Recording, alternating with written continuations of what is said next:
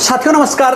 आज हम आपको नीमड़ा क्षेत्र की खेल शख्सियत से रूबरू करवाने वाले हैं, लेकिन जो खेल शख्सियत है वो कौन है वो हम आपको उनका परिचय नहीं देंगे, वो अपना परिचय खुद बताएंगे, क्योंकि वो नीमड़ा परिक्षेत्र में किसी नाम परिचय की मोहताज नहीं हैं। उन्होंने ना केवल नीमड़ा में बल्कि पूरे प्रदेश में अपना नाम का परचम लहराया है। तो सबसे पहले हम आपको उनसे मुखातिब करवाते हैं और जानते हैं उनका नाम।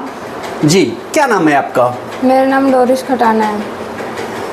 तो जैसे हम बात कर रहे हैं आज खेल शख्सियत में, तो नॉर्मल बच्चे आपकी उम्र में आते आते और खेल कूद मस्ती तक रहते हैं, लेकिन आपने आज अपना आप एक अलग मुकाम बनाया है। तो ये खेलों की शुरुआत आपको कहाँ से और कैसे हुई? सबसे पहले तो मैं मेरे पापा का नाम लेना चाहूँगी, क्योंकि उन्होंने मुझे प्रोत्साहित किया था इस खेलों में जाने के लिए। हमारे पास में एक ग्राउंड था और फिर उन्होंने मुझे ऐसे मोटिवेट किया कि जाओ तुम घर। मेरी पहले स्कूल लाइफ ऐसी थी कि मैं आती थी स्कूल से, घर पे सो जाती थी, फ़ोन देखती थी, टीवी देखती थी, पढ़ाई करती थी, रात को ऐसे दिन निकल रहे थे। फिर पापा ने बोला कि हाँ तुम जाओ वहाँ पर, ग्राउंड देखो क्या है। फिर मैंने वहाँ पर गई, 1-2 महीने मैंने चीज़ें सीखी, मुझे समझ आई। फिर वहाँ से ऐसा पता चला, फिर वहाँ से मैं मोटिवेट हुई कि खेलना चाहिए मुझे।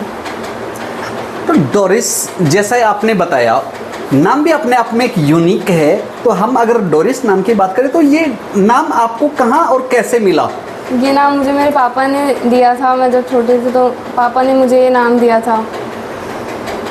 डोरिस, आप पापा के ऊपर कुछ विशेष, यो तो सबके माता पिता अपने आप में यूनिक होते, तो हम आपके पापा की हम बात करें तो पापा के बारे में थोड़ा सा परिचय जानना चाहेंगे हम।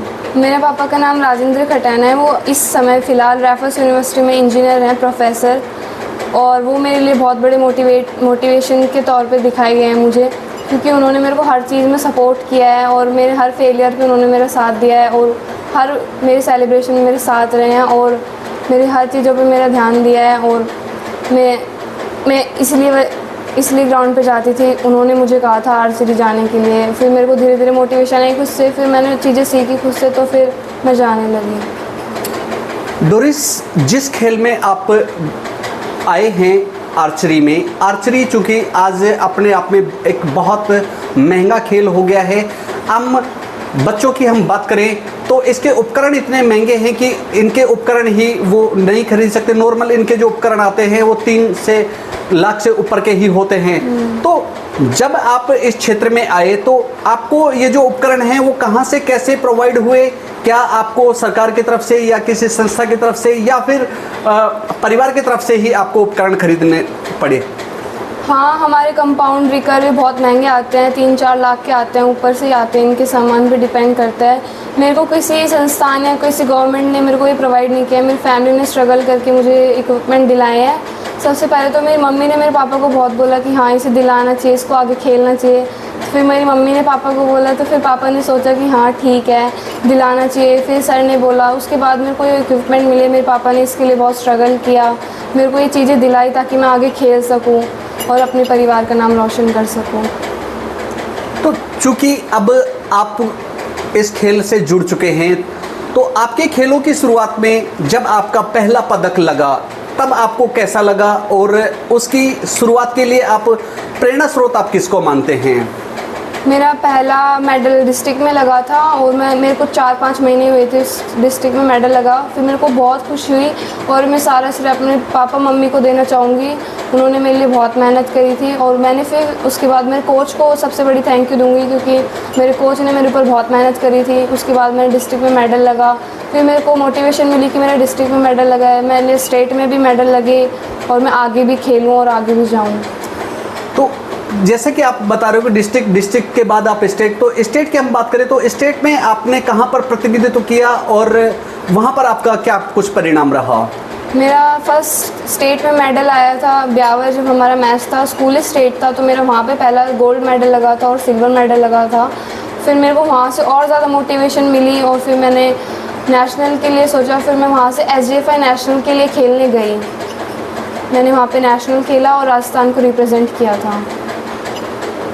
तो चूंकि आज आप अपने आप में खेल शख्सियत के रूप में आज डोरिस किसी नाम परिचय का मोहताज नहीं है, लेकिन अगर हम आम बच्चों की बात करें तो आज भी वो अपने आप में कहीं ना कहीं अस्त व्यस्त से दिखाई देते हैं, लेकिन आज अपने आप को आपने साबित किया है। तो जो बच्चे अपने आप को साबित नहीं कर पाते हैं तो आप उनके लिए क्या कुछ कहना चाहेंगे? जो बच्चे अपने आप को साबित नहीं करवा रहे, क्यों नहीं करवा रहे हैं? क्योंकि उनके पास बहुत सारे डिस्ट्रैक्शंस है, फ़ोन है, उनके पास टीवी है, उनका डिस्ट्रैक्शन सबसे बड़ा। वो नशे की लत से चूर होते जा रहे हैं। कुछ जो अपनी यंगर एज के स्टूडेंट्स हैं, मैंने देखे हैं अपने स्कूल में भी, बाकी भी हैं। और ये सबसे बड़ा अपनी फैमिली को है ना, वो फैमिली सपोर्ट करेगी तो बच्चे आगे जाएंगे। कुछ के फैमिलियाँ हैं जो अपने बच्चों को सपोर्ट नहीं कर पाती किसी रीज़न से, या फिर वो करती नहीं है, तो इस वजह से वो बच्चे पीछे ही रह जाते हैं। ये जो खेल है ये बहुत महंगा खेल है और इसमें नॉर्मल बच्चे इस खेल में आगे नहीं बढ़ पाते, तो इसका क्या कारण आप समझते हैं? जो ये गेम है मेरा, वो बहुत महंगा गेम है। इससे हर कोई इसे अफोर्ड नहीं कर पाता है, और ग्रामीण क्षेत्र के जो रूरल बच्चे होते हैं वो हर बार इसको नहीं खरीद पाते क्योंकि बहुत महंगा आता है। और मैं गवर्नमेंट से यही मांग करूंगी कि ये हमारे प्रोवाइड करवाए। जो ग्रामीण क्षेत्र के जो अच्छे खिलाड़ी हैं, जो इसे खेलते हैं, जो इंडियन में अपना अच्छा प्रदर्शन करते हैं, वो इसको खरीद नहीं पाते हैं। तो मैं गवर्नमेंट से यही मांग करूंगी कि हमें प्रोवाइड करवाए। तो बिल्कुल निश्चित रूप से डोरिस, आपकी तरफ से हम भी सरकार से ये मांग रखेंगे कि जो हमारी खेल प्रतिभाएं हैं वो कहीं ना कहीं अपनी प्रतिभा का पूर्ण रूप से दोहन नहीं कर पाती है। यदि सरकार उन्हें अच्छे उपकरण मुहैया कराए, खेल सामग्री मुहैया कराए, तो वो भी अपनी खेल कौशल का, खेल प्रदर्शन का अच्छा सदुपयोग कर सकते हैं और कहीं ना कहीं अपने देश और प्रदेश का नाम रोशन कर सकते हैं। आप देख रहे हैं न्यूज़ 15 लाइव।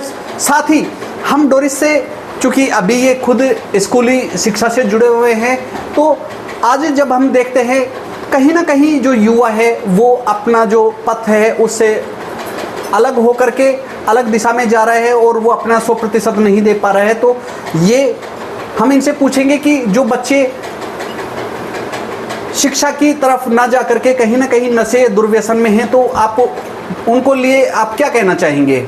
अभी ये एज ऐसी है कि हमारे डिस्ट्रैक्शंस इधर उधर हो जाता है, और ये फ़ोन की वजह से ज़्यादा हो रहा है। तो हमें इसको बंद करना चाहिए। हमें फ़ोन से ज़्यादा हमें अपने स्पोर्ट्स पे ध्यान देना चाहिए, जो बच्चे स्पोर्ट्स में हैं।